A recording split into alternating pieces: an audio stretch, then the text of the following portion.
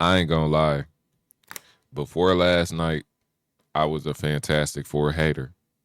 Part of the reason is because of Marvel Rivals, but the biggest reason is because this guy in the middle, the face of the franchise, Reed Richards, I don't like him.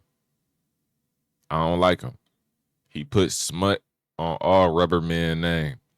Number one, he can't keep his girl in order. If you tapped in with the comments, you feel me. His girl done cheated on him. I think it was either with Namor or Black Panther. See what I'm saying? But I just didn't like them because I think they nerds. Like, look at them right now. Really look at them and tell me you expect these people to be some cool people. I'm trying my hardest not to cuss because it's the first couple of minutes of the video, but really look at them for a second. Look at their turtlenecks. Look at their color coordination. I just don't like them. And I definitely don't like Reed Richards.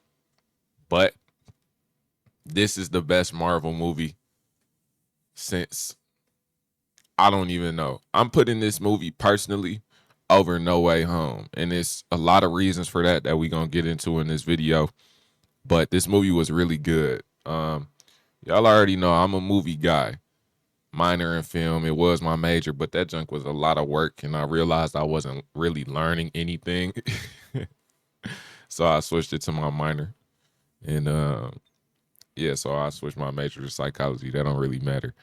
But what made me come and go see this is the fact that it's Marvel. It's just that simple. Any Marvel movie, I'm going to see it 9 times out of 10. I'm pretty sure like the only Marvel movies that I didn't see are like BS movies. Eternals, Shang-Chi. And I know a lot of people like Shang-Chi, but why would I go see that? You see what I'm saying? Some movies just don't deserve. They don't pique my interest. Uh when I seen this, my expectations was pretty low. I just explained to y'all how I don't fuck with Reed Richards. I don't fuck with him at all. I fuck with the Human Torch a little bit, but I didn't fuck with none of these niggas. The Thing ugly as hell. Sue is just Sue. Reed Richards is a big nerdy brain lame ass nigga. You see what I'm saying? And Human Torch, he the best one. I fuck with Fire. Uh, and the hype really wasn't there for me, even though all around me I seen niggas hyping it up. My friends was saying it was gonna be good, but hey, it is what it is. The core story, basically, protect the earth. And I want to get into it so bad. Y'all know this is an action movie, but the action was not the best parts of this film. If you going to see this movie for fight scenes or anything like that, you are going to be disappointed. This is not the fight movie, bro. And that's what make it so good to me. The fact that it wasn't focused on fighting so much and it still managed to be very good in comparison to other superhero movies. Because usually, until I seen this movie, it was a stigma in my head that all superhero films they gotta have some cold fights in there. Like the Superman movie that just came out. The reason that it was even decent, this movie was definitely better than that. Number one, but number two, the reason that it was even decent is because of like the fighting in it. The fighting in it was pretty good. I'm not a big Superman fan, so you feel me. The pacing was pretty good. I ain't gonna lie. It was some points where you could tell that they was just cutting shit out in order to move the plot along. But it's not nothing that's gonna kill you. It's not nothing that's gonna kill you at all. It's things that you'll pick up on and be like, oh, okay. You feel me? It's not nothing where it's like, oh, this fucking plot hole just fucked my mind or anything like that. It's something where you can live with it. Story was very clear. No complaints there. The characters that stood out to me, all of these characters were very good played, bro. Very well played. My friend said that they was very comic accurate based off of what they done seen. I'm not no Fantastic Four comic reading ass nigga. The only comic that I ever invested my time into was Spider-Man's Ultimate series, and I'm still waiting on that to get a movie adaptation. I really do love Ultimate Spider-Man. It's my favorite Spider-Man, and a lot of niggas don't like it for some reason, but that's the only comic series that I really read into.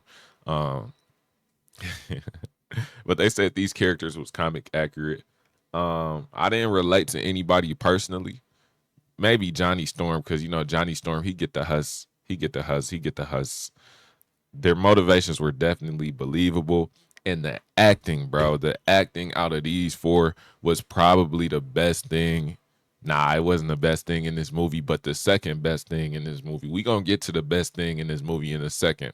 But the acting was the best thing in this movie. And let me tell y'all something. The Thing is probably my favorite out of the main forecast, even though they all did good. But let me show y'all something, bro. This probably gonna be the title of the video. But Silver Surfer, this has to be Marvel's biggest aura farmer. It has to be. It's no way around it. If you see the movie, you gonna understand immediately. The best scene in this movie is when Silver Surfer first appeared. All of the best scenes have Silver Surfer in it, and I'm gonna get into it, bro. The acting and the voice acting for her, it was so good, bro. It was so good. I have no complaints. The visuals. What did I feel when watching this visually? I felt very good. I ain't gonna lie. Uh, the art and visuals was consistent with the tone, consistent as hell, and there were a lot of standout scenes and designs. Like I said, this scene right here where the Silver Surfer first pulled up to the planet Earth, this was the best scene in the movie, in my opinion. However, there are a bunch of runner-ups, bro. I ain't gonna lie. It's a lot of honorable mentions. I don't want to spoil too much because I want y'all to go see this movie because number one, this movie shows how even though it was, how do I say this? I don't want to say it like that. This movie shows how technology is more advanced than they let y'all know. This movie took place sometime in the 1900s. They was barely having color TVs. I didn't see not one flat screen TV in this movie. They all had the fat backs. See what I'm saying? However, they was still working on things like teleportation, going out into space, and that was the best part of this movie, y'all. The fact that we could see space in such a realistic manner was the best part of this movie outside of this scene that I'm showing y'all right here. The fact that space looked like that. I have never seen a space exploration movie that looked like Fantastic Four. They did they shit. They did they shit. Everything looked real. I have no complaints at all. Once the movie starts to come out a little bit more, y'all, I'm sure y'all gonna see more screenshots. I'm sure y'all gonna see, y'all might even see the movie, or you might just watch this review.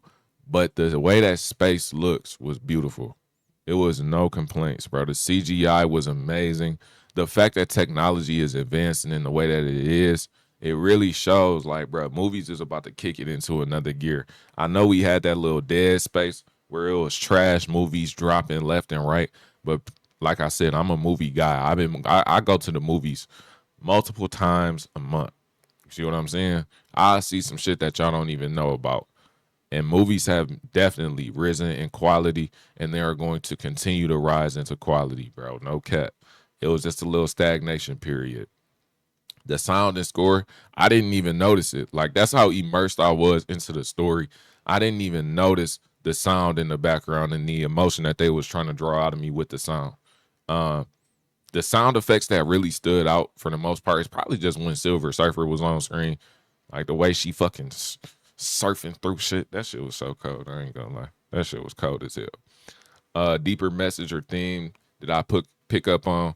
One thing that I thought was a little bit interesting is that when the Fantastic Four they was dealing with something, they was speaking on family. They immediately cut to the black woman after they spoke on the little family matter, and the black woman was crying.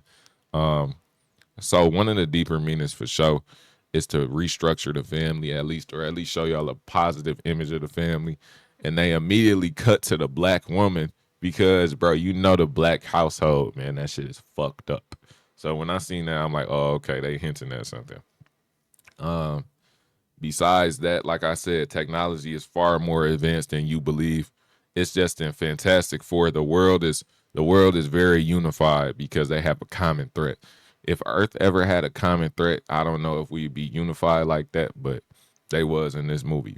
Um, it connected to real life to a certain extent, and it's like the plot and themes, it's not nothing too crazy. It's a fucking comic book.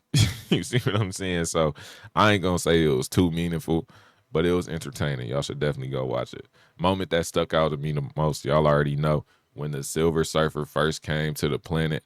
I loved this scene. I loved this scene. What could I compare this to? I could compare this to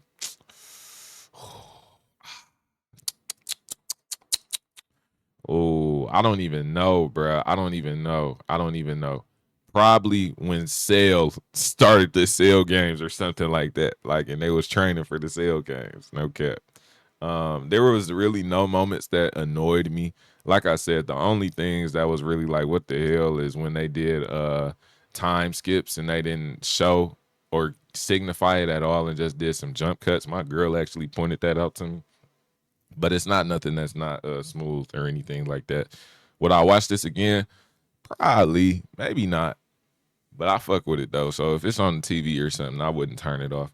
I would recommend this to all superhero fans, or everybody who just likes to see supernatural things. You should go watch this because it will open your eyes, bro. Not even open your eyes, it'll give you a lot of eye candy and expand your imagination. Because, like I said, the space scenes in this movie, y'all, chef's kiss, chef's kiss. It definitely left a lasting impact on me because I thought the Fantastic Four was just trash. I really liked that chemistry being shown in this movie. It was some funny moments. It was pretty cool, man. It was pretty cool. So the story and the plot, I'll get a story and a plot by the 8 characters. I'm giving the characters another 8. The visuals and animations, I'm giving that a 10. I'm giving that a 10. It's probably one of the best looking Marvel movies ever. The sound and music, I ain't paying no attention to it. I get at a fucking 5. See what I'm saying? Rewatch value, get at a 6. So overall, I get this a 4-star. This a 4-star movie.